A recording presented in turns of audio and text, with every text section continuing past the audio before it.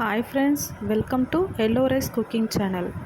நம்ம என்ன பார்க்க போகிறோன்னா, சிக்கனை வச்சு ஒரு சிம்பிளான டிஷ் தான். 1/2 கிலோ சிக்கனில் 2 ஸ்பூன் தயிர், 1 ஸ்பூன் உப்பு, 1 ஸ்பூன் கரம் மசாலா, 1 ஸ்பூன் குழம்பு மிளகாத்தூள், இது கூடவே கட் பண்ணி வச்ச 1/2 லெமன், 1 ஸ்பூன் இஞ்சி பூண்டு பேஸ்ட், கொத்தமல்லி, கருவேப்பிலை, இது எல்லாத்தையும் அது கூட சேர்த்து சிக்கனில் நல்லா மிக்ஸ் ஆகிற அளவுக்கு நல்லா பிசைஞ்சு ஒரு 10 நிமிஷம் அப்படியே வச்சுருங்க.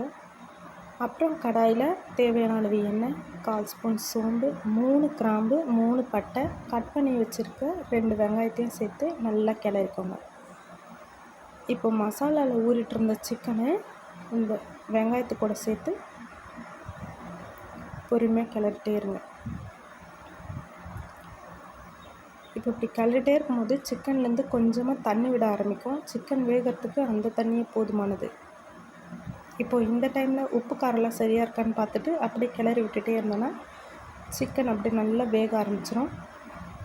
இப்போ பார்த்திங்கன்னா சிக்கன் கரெக்டான பக்குவத்துக்கு வந்தாச்சு.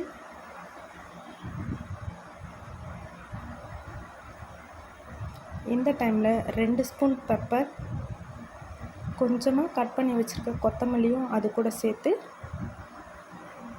அடுப்பு ஆஃப் பண்ணிவிட்டு சர்வ் பண்ண வேண்டியதான்.